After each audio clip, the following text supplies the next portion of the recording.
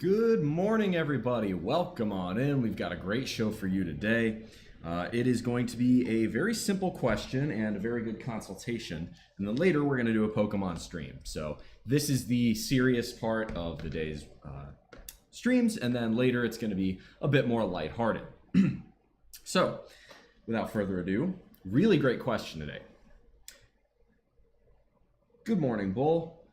I was wondering, could you share your workout plan and regimen? I always see pictures of you doing different exercises, and I don't know what it is. Okay, so I've answered this a couple of times over the years in previous streams and broadcasts, but it has evolved over time as I've learned body response, mind-muscle connection, lots of other different factors to try and narrow down what for me is the ideal workout program. So this is going to be a lot of text. What I'm going to ask that some of y'all do, and I'm actually going to go ahead and send a friend one message here because he might do it for me.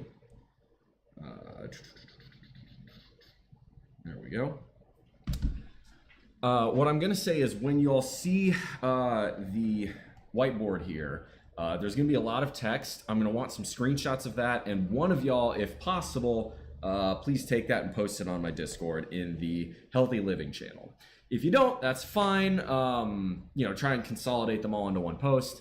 If nobody does it, I'll probably go back and do it, but it would be very nice if someone did it for me. Okay, so what is the BullMuscle workout plan? A couple of disclaimers. I've been lifting for 16 years, so I've tried a lot of different regimens. I've tried a lot of different styles, and I have crafted this one over the course of many years. What works for me may not necessarily work for you. Before we go any further with this, what's going on with my my little scroll text up here? It's frozen. That's interesting. I'll have to figure out what's going on there later. Try to something else. But anyway,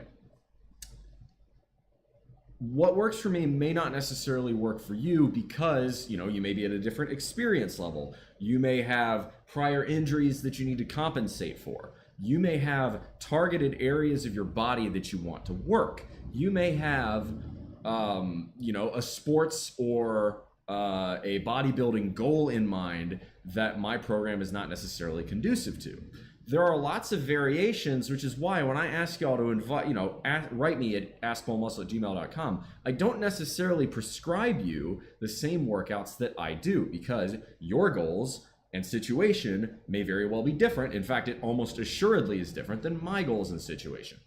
At this point, I've been lifting for about 16 years, and I'm close to cruising altitude. I'm still trying to improve, but I'm not doing any bulk cut cycles anymore. I'm more or less at a permanent state of maintenance with the occasional cut to get down to a more defined state for runway modeling shows. So floating between 200 and 220 pounds is basically sort of my MO, trying to, add a little bit of muscle as needs be. If I can knock out PRs, bump them up 5, 10, 15, 20 pounds in a year, great. But if not, it's more about keeping what I've earned, which I think that makes sense. Anyway, so first thing, frequency. I work out 5 days a week. Oops, there we go. I work out 5 days a week. These, typically it is Sunday, it looks like finishing my variation. Nice. Okay, so we got the chat down there, but it's in black, and then it just disappeared. So we're gonna have to do some tweaking there. It's also much too small. I need to get the text in white, I think. But anyway, so I typically go 5 days a week with rest days on Monday and Thursday. However, because I go 5 days a week, I can be very flexible with these plans. For instance, today I hit the gym instead because it's President's Day, so I have the day off. As a result, I'm going to rest tomorrow. So having floating rest days is a really nice thing to give your schedule a little bit more flexibility. I recommend it. My split is a version of push, pull, and leg. There are three major splits that I see people do, which is push, pull, leg, whole body, and upper lower. It's looking like, let me see if I can change the size at least for that one. Hopefully that maybe can blow that up size-wise a little bit.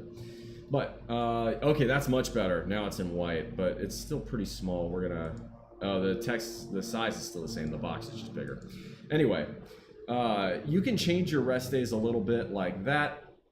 I go push, pull, and leg because it suits me the most. Now, for each version of these, so I have 3 different types of workouts, a push workout, a pull workout, and a leg workout, and then I have each variations for each style of workout. So, why do I do this? Well, it's based around a core exercise. So, your core exercises are your big compound movements. This is going to be things like, oh, 25 should be better. That is a lot better. Maybe just a tad more, maybe like 30 or 35. Nah, 30, just a touch bigger. I think that's what you've got right there is really good. Anyway, so where I'm going with this is very simple. Your core exercises are going to be things like squats, deadlift, bench press, shoulder press, pull-ups, rows. You know, the big, heavy workouts or exercises that involve lots of muscles. So for that reason, I split them up, right? My first workout of the day is usually where I go my highest intensity and the heaviest weight. 30 now. I think that's about perfect right there. Thank you very much, Senix. I think that's really good right there. Maybe you can make it so that the text stays on the screen a little bit longer because it seems to be like blacking out and going back in. Maybe just a touch longer than it is. But so for my core workouts, they're based around those big exercises. So for pull day, I have a horizontally dominant pull day, rows, a vertically dominant pull day, pull-ups. For push day, I have a pec dominant push day, so that's going to be a lot more bench press first. Then maybe, you know, I'll still do deltoid exercises, but it's just going to be more hypertrophy oriented. And then I'll do a delt dominant push day, so that's going to be press. Then the same thing for leg. A squat dominant day, a deadlift dominant day, and then a leg press day. The leg press day is optional, and sometimes I skip it and go back to squat. But it's very useful for hypertrophy and such. Show message permanently. Nice. That'll be good. That, and it'll slowly, as more comments come in, they'll just go off the screen. That's perfect. So go ahead and take a picture of this. This is the generic top end of it. This tells you sort of the basics, and we're going to go through each workout. Okay?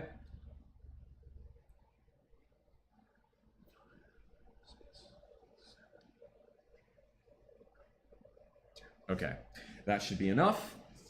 So we're going to start with, we'll start with what I did today. We'll start with pull days. Okay.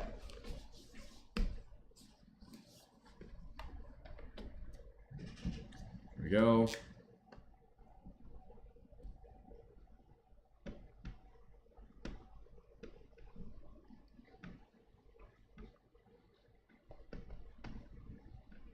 We have A workout and B workout. A workout, we're going to go ahead and talk about vertically dominant. So that's what I did today.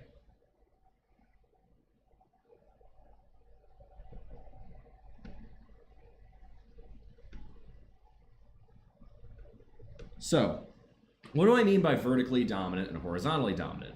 A vertically dominant pull day is going to be a lot more pull-ups and pull-downs. Horizontally dominant pull day is going to be a lot of rows and, you know, more bent over rows, chest supported rows, that sort of thing. Now, again, I still do some rows on vertically dominant pull days. However, I don't make it the focus. So vertically dominant pull day is going to start with typically, you know, we're going to do this in terms of acronyms. Otherwise, it's going to be pretty messy.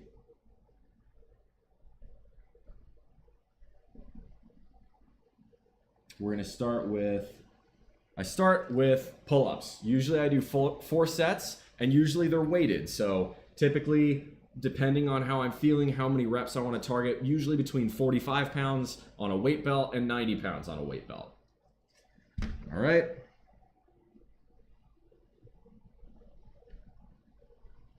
Then I've got pull downs. Pull downs, I will vary based on, you know, how heavy I go. So if I go heavier pull-ups, pull downs will go a little bit lighter for more reps. If I go lighter pull-ups, I'll go heavier on pull downs for fewer reps and higher weight. Sometimes I'll use a machine, sometimes I'll use cables, but in general, it's usually, you know, y'all know what a pull down machine looks like. It's a lat pull down, it's very simple. Then I do some sort of lighter row or lateral bent over lat raises.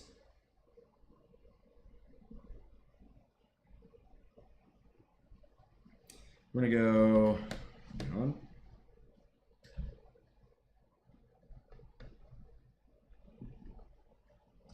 All right, so 3 to 4 sets on either some sort of bent over row variation. Typically it's not barbell bent over rows for a pull day, because that's, again, there's a lot of big compound movement. By the time I get to this point, our grip's starting to be a little bit weaker. So I usually go with some sort of machine row. You know, it could be a cable row, could be a T-bar row, or not a T-bar row, T-Rex row, could be a dumbbell lateral raise where I'm bent over like this, coming out like that. This, work your rear delts a little bit as well. And then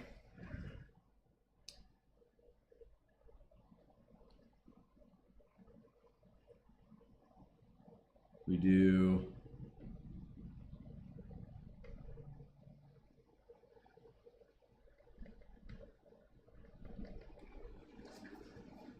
face pulls and, there we go, face pulls and side shoulder raises. Okay, so this is going to be face pulls and side shoulder raises. That's going to be working your rear delts. So face pull, right, you're coming like this and back. Side shoulder raises, you're laying down and you're coming like that. Or I guess you should do it this way. You're laying down on your side and you're coming up with a dumbbell and down with a dumbbell. So you're working your rear delts. You can also do the rear pec deck, where you're facing this way, you've got a pec deck machine, and you come out like this. Basically, I'm going to get rid of that and just say rear delt. So what I want to talk about with rear delts, 2 to 4 sets of those, is you can make the argument to do a rear delt on a push day or a pull day. Usually, to get your rear delts working, you have to do a pull style exercise, but because it's part of the deltoid muscle, and if you want to pair it with your other deltoid muscles, which are push dominant, you can do it on a push day. There's no wrong answer there. Really do whichever one you're more comfortable with.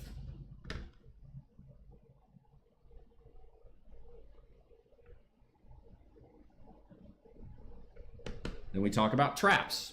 Shrugs, usually 3 to 4 sets. Now, there are variations of shrugs. You can do the barbell shrug, where you're standing with a barbell, you come up. You can do behind the butt shrug, where it's a little bit behind a little bit more of the rear parts of your trap. One of the ones I'm really fond of that I've been doing a bit more recently is the incline shrug. So you take a bench, you put it on incline, you lean forward. It's hard to do that on this chair, but you get the idea. You lean forward and you do your shrugs at a leaning forward angle. It's going to hit a little bit different part of your trap muscle. You can vary those, okay? Then we're going to talk curls. So usually I'll do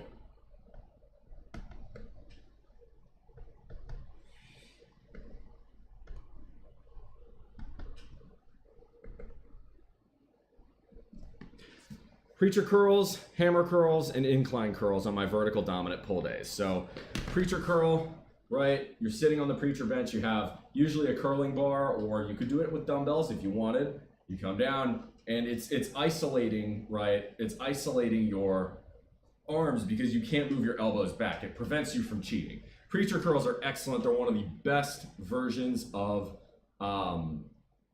curls I think that you can do. Incline curls are sort of the same idea, it's just you're further back. What I really like about incline curls is you can cant out your arms a little bit, so you curl it a bit more like this. I feel like, you vary the way your arms are canted outward, and it gives you a different feeling. Hammer curls, a lot of people crap on hammer curls, but the key to good hammer curl is it's gonna hit your brachioradialis, right? It's gonna hit this forearm muscle right here. So good hammer curls, you can do them standing, but I've found that I like going lower weight and doing them seated and coming all the way up to about here. You get up to about here, this brachioradialis muscle is having to work really hard to get that weight all the way up, right? And you can control it a lot better. Nobody is going to be impressed by you hammer curling a shit ton of weight, especially if you're cheating a lot. Now, with these sets, what you can do is, this is Arnold, one of the techniques Arnold used to use, start out real strict. As you're getting closer and closer to failure, allow yourself to cheat a little more on the way up, but then on the way down, focus on the eccentric and go really slow, which is what I do as my, well, we'll get back to that.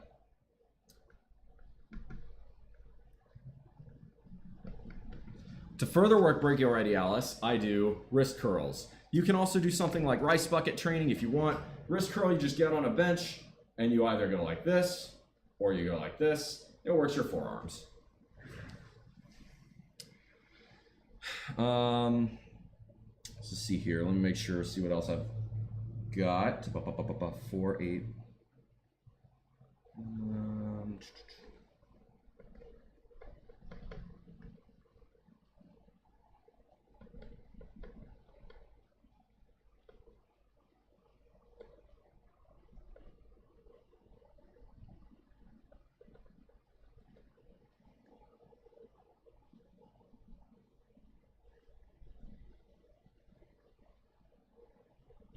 Okay, let's see here, that's 10, 18, 25, 31, 36. Okay, yeah. So, 36, 31, 39, okay. Yeah, that's right, okay. So, total number of sets for this is typically 39 for pull days. Okay, finally, we have our burnout set on what I do is called concentration curl. So concentration curl, you're sitting a little bit further back, right? You're using your knee to prevent your elbow from moving, and you're curling like this. What I like to do with those concentration curls is I'll hit as many reps as I can until I can't move the weight up. Then what I'll do is I'll take my other arm, bring it up, and then just fight. 2, 3, 4, 5. Another 2, 3, 4, 5. You do that, it is going to absolutely torch your biceps and give you a terrific pump at the end of your workout. And then abs. So this, I'm not going to write for every single time. I'll just write abs at the bottom. I tend to do 6 sets. That's going to be 3 high rep sets and 3 low rep sets. So generally speaking, a low rep set is going to be higher weight. It's going to be something like maybe a cable crunch with a really heavy weight on the cables. I can max it out at this point and then hold it. So if there were a heavier cable machine, I'd probably use that, but I'm limited by equipment at that point. And then leg raises. You get on one of those Roman chairs where you're suspended in the air and your elbows are on pads, and then you just bring your legs up, you know, like that. That one you can do with weights, which makes it a lot harder and therefore works your abs a little bit better.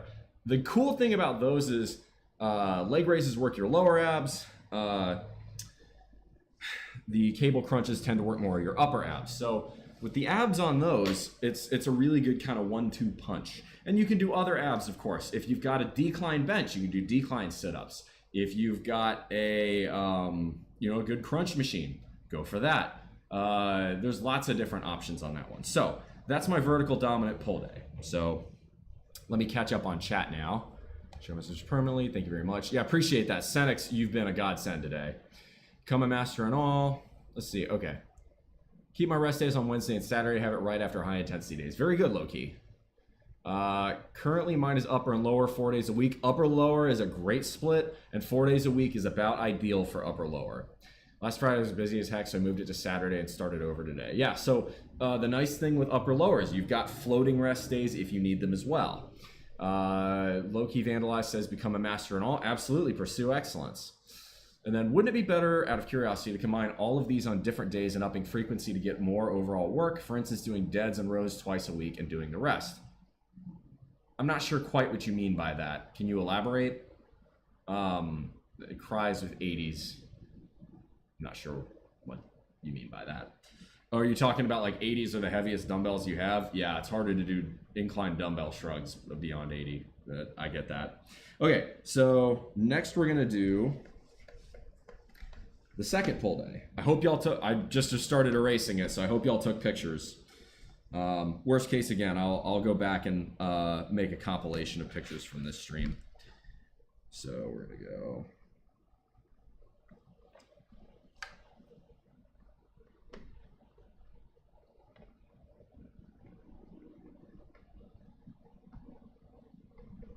Okay, we're gonna do horizontally dominant pull days. All right, so now this one is going to be starting obviously with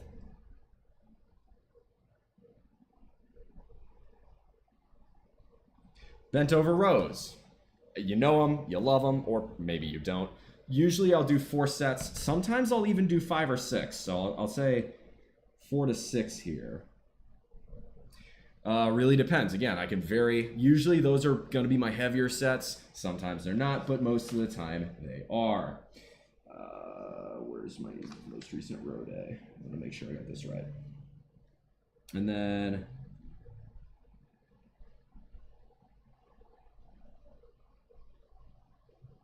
two to 4 sets of a row variation. So what do I mean by a row variation? Well, the good news is there's plenty of these you can pick from.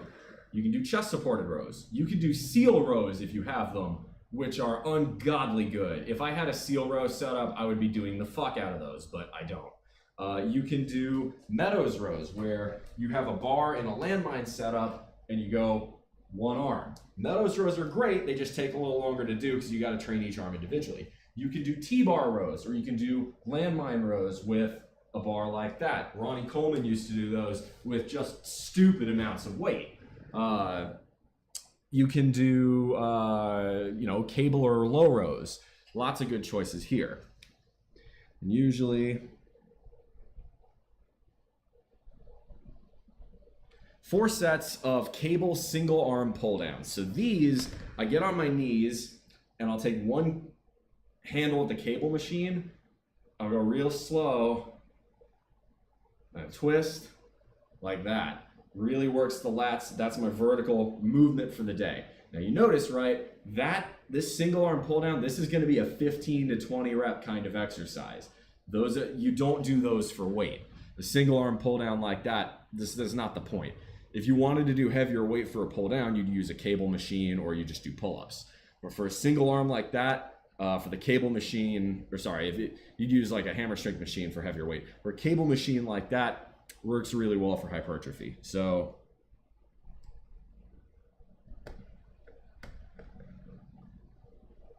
and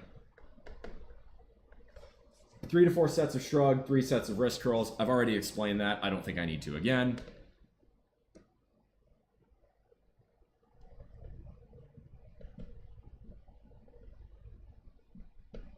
Two to 4 sets of rear delt, same thing. They can be face pulls, they can be, you know, side shoulder raises. You get the idea. They can be some, you know, maybe standing up versions of lat raises. You generally can get the idea. So whatever works your rear delt's real nice. Okay. Then we do curls. So we've got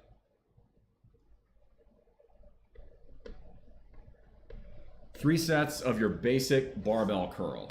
Do not curl in the squat rack, okay? Right, that is the cardinal gym sin, okay?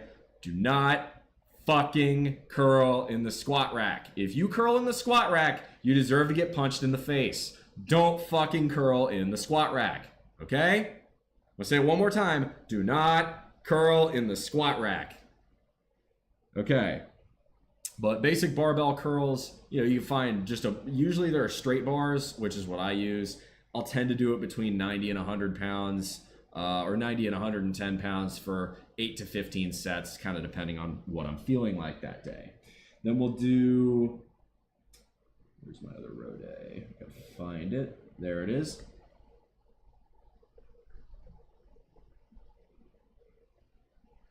Three sets of reverse curls. So reverse curl, right, it's a curling exercise where you are taking either barbells, dumbbells, or even a cable machine, and you're curling like this.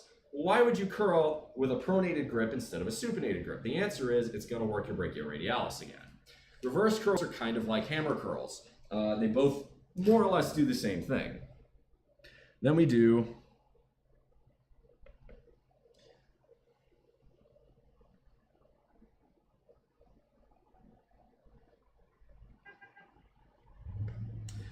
three sets of standard dumbbell curls or cable Bayesian curls. So these, you know what dumbbell curls are already. The cable Bayesian curl is where you take one cable handle, and you got to go single arm, which means it takes longer, but there's some benefits to it. You step out, and your elbow's going to be back here, and you get a really wide range of motion. The cable Bayesian curl is a pretty good option. Do not do heavy exercises with the cable Bayesian curl. That's going to be, 15 to 20 rep exercise. And then finally,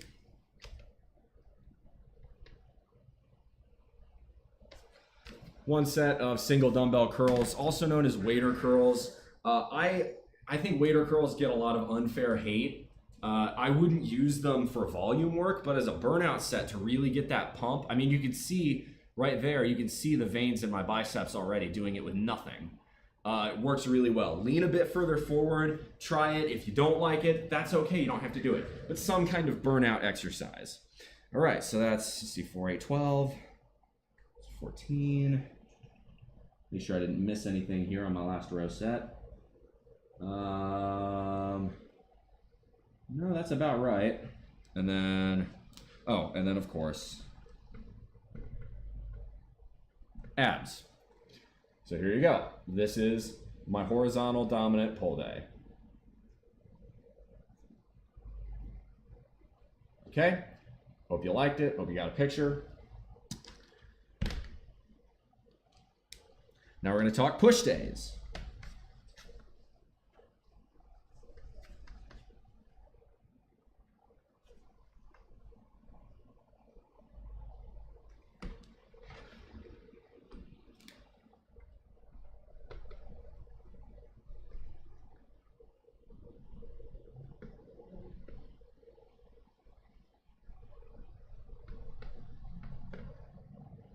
Okay, so first thing we're going to do, bench dominant, should be pretty obvious, 4 to 5 sets of bench press. I like finishing these off with a drop set. You can do, usually I'll go bang out as many reps as possible at 225, drop a plate, bang out as many reps at 135. You don't have to do that, but I find it to be really effective.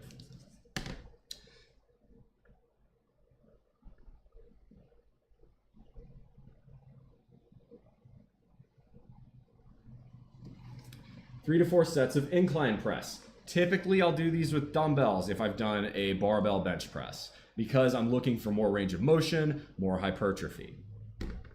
And then, usually 3 sets. 3 sets of chest flies. I like the pec deck machine the most. Cable flies are also acceptable. Dumbbell flies aren't my favorite, but you can still do them if that's what you've got. Typically, the third one of these will be a burnout as well. And you can also drop set that. And this is not the order in which I do them, by the way. The order in which I do them, any of these exercises, I always hit the big compound movement first. So squat, bench, pull-ups, rows, deadlift, you get it, right? But then everything else, I'm going to vary based on what's available in the gym so I can keep making progress. Okay, so that's, go back a page, there it is.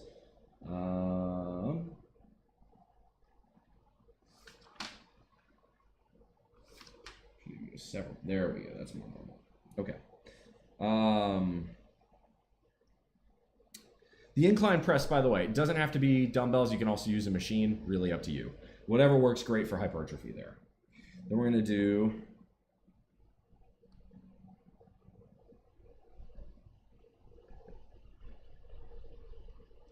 3 sets of either close grip bench press or JM press. Typically, I do this after my barbell bench because it requires a barbell. Close grip bench press is just a bench press with a closer grip. JM press is kind of a hybrid between a close grip bench press and a skull crusher. Really great choice.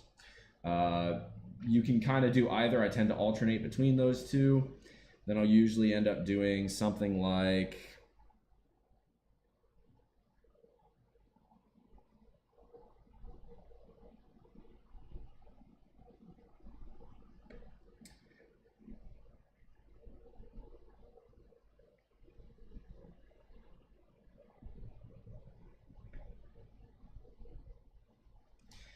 something like this. So 2 to 3 sets of dips. I think dips are really good in general. Highly recommend them for your triceps. And then 4 to 6 sets of other tricep exercises. Really depends on what you've got in the gym. You can do single arm tricep push downs. You can do double arm tricep push downs. You can do katana curls. You can do overhead extensions, which is probably my favorite of the cable tricep exercises. You can use a machine for triceps extensions.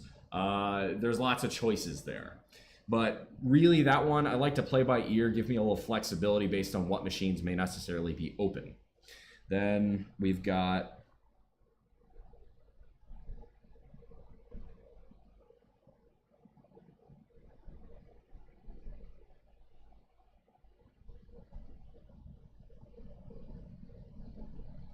four sets of shoulder press, 4 sets of, I call them shoulder flies, but they're really just front and side raises. But, you know, if this is a chest fly, I'll call this a shoulder fly. I know that's not the right terminology, but that's just how I've been using it for a long time.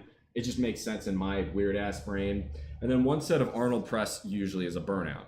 So this is 11 sets of chest exercises, 9 sets of shoulder exercises, and then 10 sets of tricep exercises. And then, of course, we have abs. So this is bench dominant push day. All right. Next one. We're halfway through. I'm trying to do this quickly because I get this is somewhat boring and it's somewhat involved. But look, if you guys ask me a question, I'm going to give you an answer.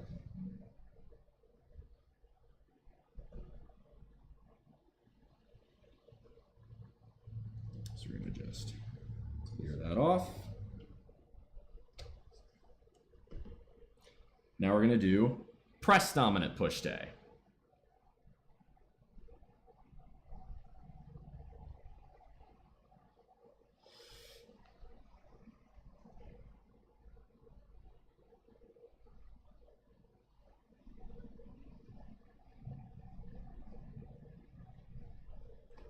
Six sets of shoulder press, okay? So 6 sets of shoulder press sounds like a lot, but notice what I put below it, okay? Hang on, hold this. Thank you for taking notes, I appreciate that. That's military press, behind the neck press, cloak off press. There are lots of different varieties you can do with shoulder press to really get some good variations, okay? So we're gonna go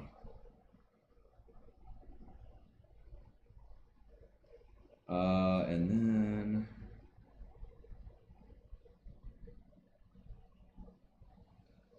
so then we do 2 to 3 sets of upright rows and 2 to 3 sets of, again, the same shoulder flies or front side raises.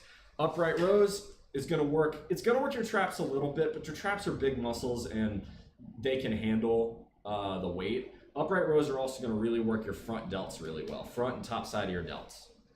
And then shoulder, you know, side shoulder, right? You can do front raises, side raises. You can find something to lean off of and then do single arms. That one's also really good. Then we do tricep.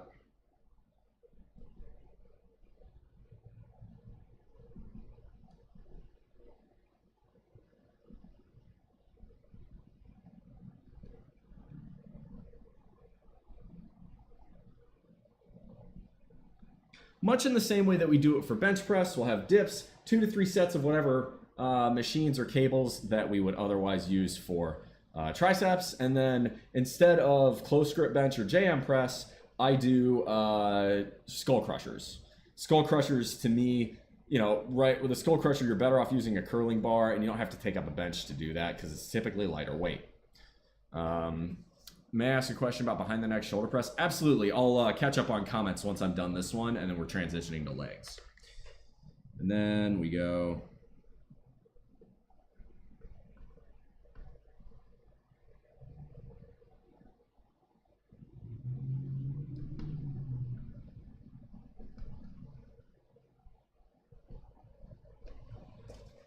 Then we go 3 sets of bench press. I put DB here because typically I will do dumbbell bench press on a day where I'm doing barbell shoulder press. Dumbbell bench and dumbbell incline typically are meant more for hypertrophy and less for explosiveness or raw power. You know, a lot of times with these dumbbell bench, you know, I'll go 10 to 15 reps, or I'll do pauses, you know, like a 2-second eccentric, something like that. 3 sets again of chest press or incline press. Sometimes this will be a barbell incline. Sometimes it'll be like a chest press machine or a hammer strength. Really depends on what's available. And then 3 sets of chest flies, same thing. And then, of course, as I said earlier, abs. So that's push day.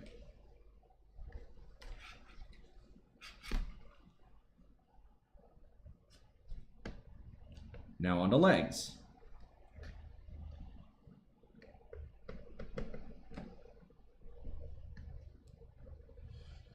But before I do that, I'm going to catch up on comments. Okay.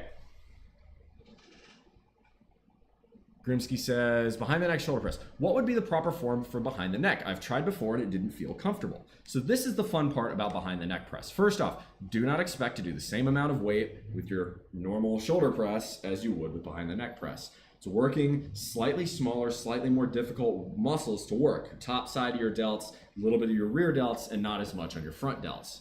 So keep that in mind. In general, behind the neck press, I'm gonna go ahead and stand up because typically I do behind the neck press standing and not seated.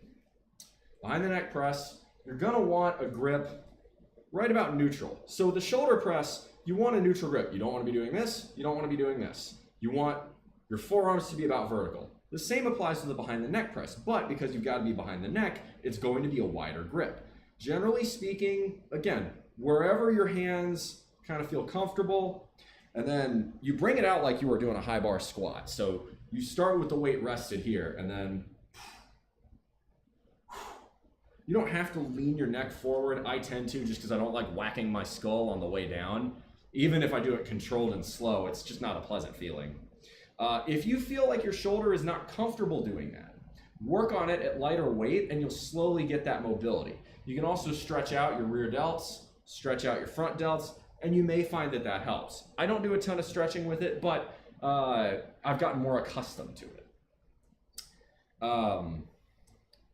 Then another variation I talked about was the Klokov press. So Klokov press, this is the only one where you may want to consider a different hand position. The Klokov press is a behind the neck shoulder press with your hands as far out basically as they can go, like a snatch grip. So you're pressing like this. What this does is it's going to work further out on the deltoid muscle, right? So it's going to work a lot more top head of the delt. Really, really great variation. I've only discovered it a couple months ago. I adore it. Okay, I will be right back, y'all. I need to use the bathroom, and then we'll finish up with legs. So stand by.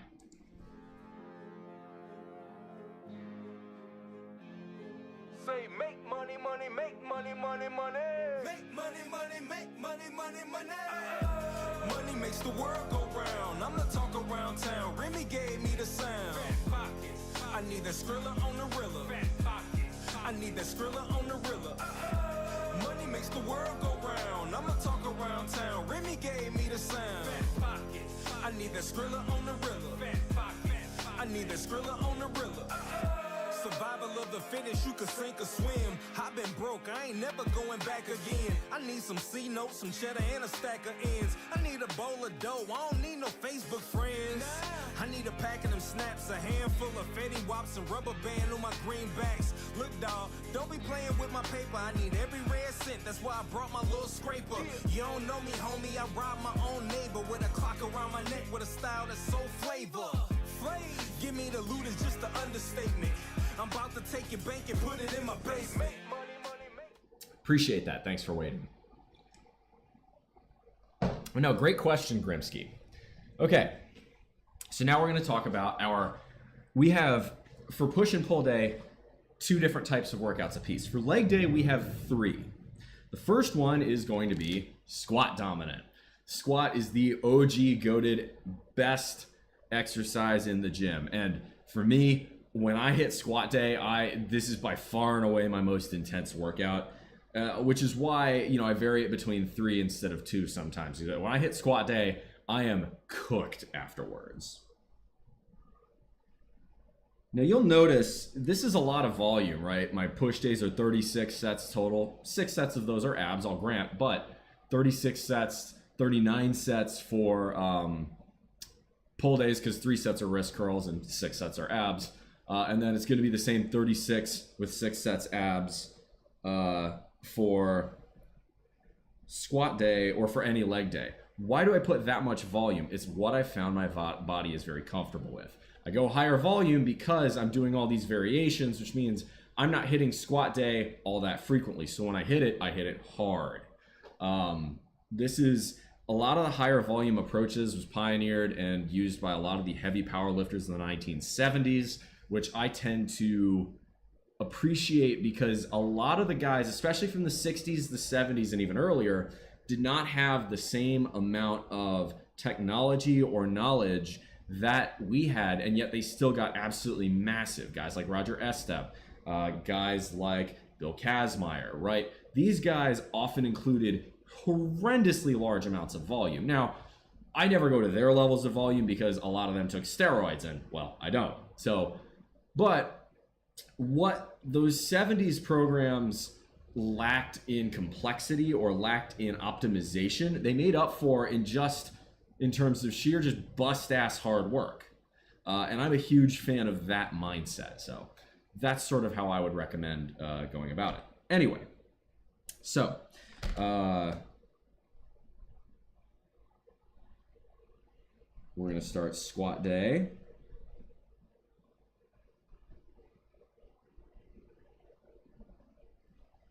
With 5 to 6 sets of squat. Sometimes it really depends on what I'm feeling like that day. I'll either go heavier weight or I'll go stronger, more reps. Then for a variation, 2 to 3 sets of front squat, and then 2 to 3 sets of good mornings, sort of as a cool down. Really good way to ensure posterior chain's good, really stretch out the hamstrings, stretch out the lower back, engage your abs a little bit more.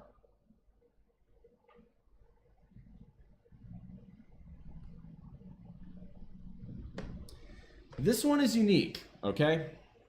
Oh, and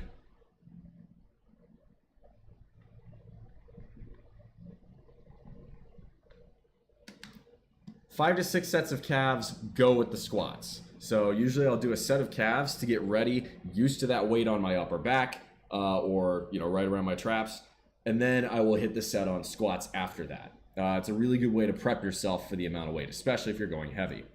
And then after my squat set, usually every other set, I will do 3 sets I will either do total, so usually 1 set every other squat set of either pullovers or Raider chest pulls. Why would I do dumbbell pullovers or Raider chest pulls on a leg day?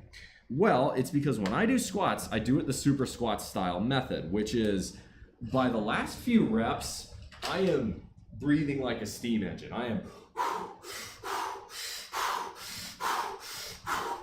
down, up, right? Because of that, I am very, very tired. I am exhausted. I am very close to failure at the end of most of my squat sets. Usually the first one, I'll be a little bit more like an RPE, 7 or 8. The rest are usually 8 to 9 to 10. Really, really hard exertion on squat days. And what I do is when I finish a squat set, then I'll go and throw Raider chest pull like that, or pullovers to stretch out the rib cage and increase the size of the chest. This is something super squats does, and if you are serious, you just want to put on mass, you want to get big and fast, and you are willing to put up with the most amount of suffering possible in the gym to make it happen, go buy the book Super Squats. I have a copy right here.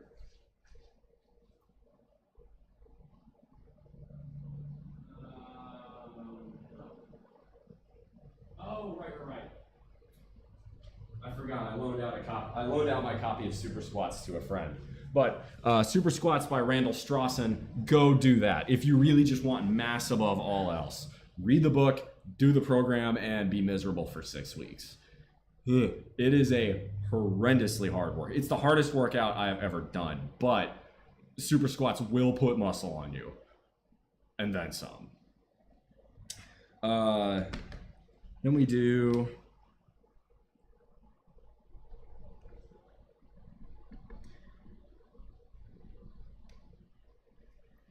three sets of leg extensions and 3 sets of leg curls. Usually this is good, more hypertrophy, 10 to 15 to 20 reps. Sometimes I'll hold it at the bottom for leg curls or top for leg extensions. Really just kind of depending a little bit on how I feel. So that's, let's see here, 3, 6, 18, 20, 27.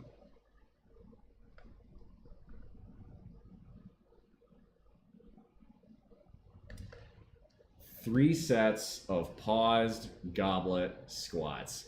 These are evil at the end of the workout. I will be honest with you. The paused goblet squat, so you take a dumbbell or a kettlebell. I like to elevate my heels, so I'll put a plate underneath my heels and then go really deep and hold it at the bottom. Oh, evil.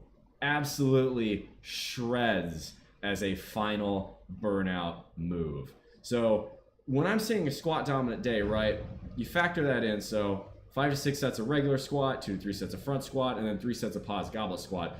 It's still not even half of the total workout in terms of sets, but it's by far and away the most intense. And moreover, my bench isn't half of my workout on my bench dominant day. One other thing to be said about the 5 to 6 sets of squats. You can do things like pause squats. You can do things like different tempo kind of squats. There's loads of different varieties. You could even do box squats. I'm not a fan, but you could. Depending on how many sets you wanted to individualize squats in general. There's lots of different variations. I generally keep it pretty simple. Maybe I'll throw in 1 pause squat set. That'll be about all I do. Pause squats to me are really useful because they get you used to being deep in the hole. They also force you to breathe in at the bottom, which means you have to let go of ab pressure and then build it back up. Really good way to hit your abs as well. Speaking of abs, 6 sets, as we said previously. Next one.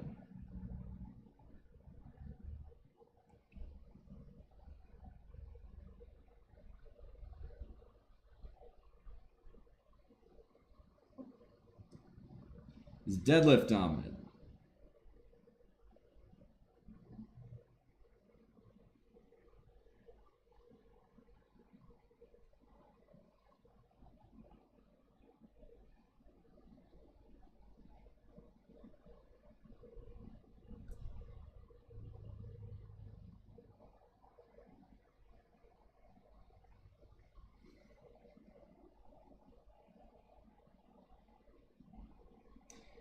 See.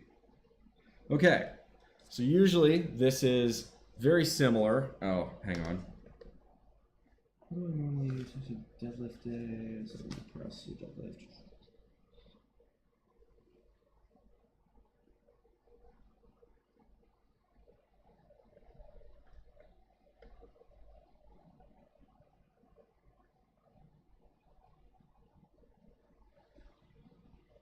Similar kind of thing. So deadlifts, super heavy exercise. You're usually, again, if you're doing it properly, by the last rep or 2, you're breathing like a steam engine. Then deadlift variations, right? In the same way that I would consider, less so a good morning, but a front squat, a variation of a squat. Deadlift variations are very simple. You can do sumo deadlifts. You can do deficit deadlifts, which I love. You can do Jefferson deadlifts, which is probably the most underrated form of leg exercise there is. Jefferson deadlifts are absolutely fantastic. Strongly recommend them. You can do, what other ones? Block deadlifts, I'm not a huge fan of. Some people say rack pulls, not a huge fan of those. Romanian deadlifts, that's a lot better. Really works that posterior chain. You could, if you wanted to do good mornings on here, you could do that. Then you've got pullovers and raider pulls, already talked about that. Leg extensions, leg curls, already talked about that. Calves, already talked about that. And then usually instead of paused goblet squats, I'll do lunges. These can also be split squats, okay? Something kind of an individual leg workout. Oh. This is leg day. B. Okay. So you take a picture of this. Okay. Final is deadlift day C. Or sorry, leg day C. Now this I don't always do at the same frequency as squat and deadlift day because it's a little bit easier. And a lot of times I'll treat this as a recovery workout. It's a lot more hypertrophy oriented. It's a lot more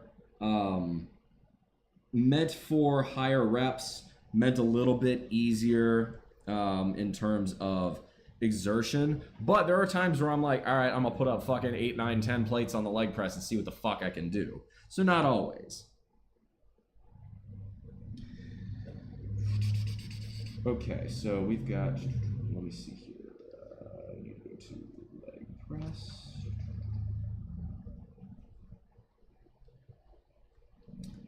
There we go.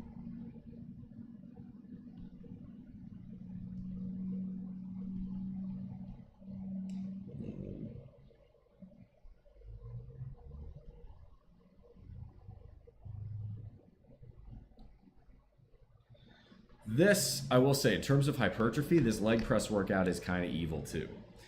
4 to 6 sets of leg press, okay? Not rocket science. I recommend keeping your rep range to around the 15 to 20 point. The whole point of leg press, right? You're never going to be impressing people with how much you can leg press. You want to impress people, fucking put it on a squat rack. Then I've got some variations. This is one where the Smith machine is actually really useful for these two. The first are the sissy squats. The sissy squat will humble you. Sissy squat done properly with your knees all the way forward like that, you're gonna be using like maybe 45 pounds. It makes you feel weak, and it's very effective. Really gives you good, that's a good mobility workout. Oh, no, I don't do pullovers and raider pulls on leg press days, which means I'm missing something.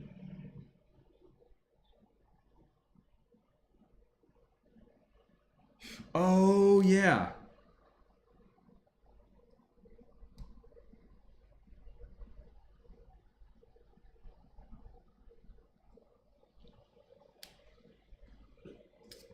Okay.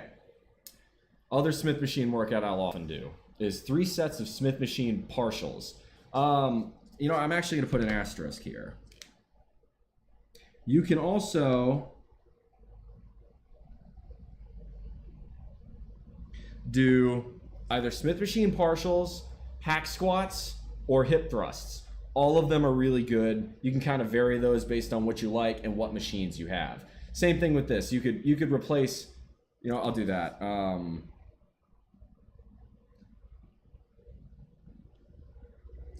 You can either do deficit split squats, which are fucking evil, or hack squats. They're both really good for you. Hack squats, usually it's a machine. It's hack squats or V squats. Really depends on what machine equipment you have to work with in the gym. Same thing with Smith partials. You can replace them with hip thrusters. Work really well. Smith partials are basically, it's a partial squat on a Smith machine. So you're going not all the way up. So you're getting in the hole and you're basically staying there. I like it with the Smith machine, and I do it high bar style. So, right, you get down in the hole, you come up to about here and then back down. Really forces you to work the explosiveness on the posterior chain. I really like it. Leg curls, leg extensions, as I've said before, abs, and then Bulgarian split squats because I'm a fucking sadist. Actually, well, if you follow this, I'm your sadist. If I'm following this, I'm my own masochist then. There you go. We got it. Good. There you go. That's it. I get that this was a long video. It was almost an hour of me explaining shit, but is this workout, I'm going to go and revisit what I said at the beginning. Is this workout something I would recommend for a newbie? Absolutely not. Is this workout something I would recommend for someone who was going to get in shape or asking me a consultation? Probably not.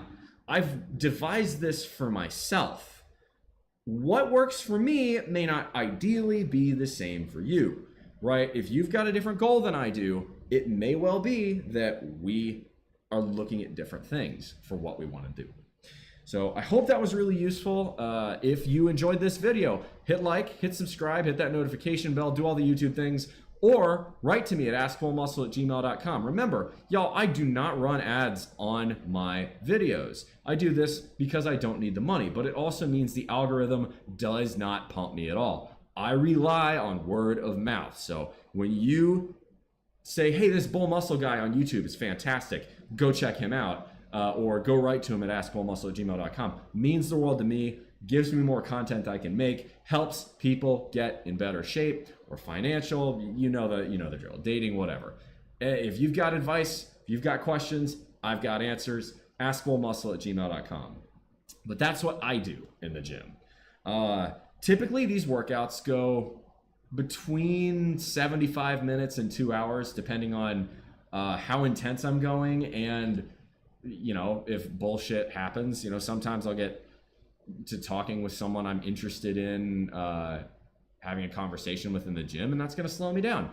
I don't try to do that. I don't want to make it a habit because that's loafing. But if a friend, comes in and is like, hey, how was New Year Fashion Week? I'm not going to sit there and be like, I'm going for my next set now. Fuck off. I'm not going to do that.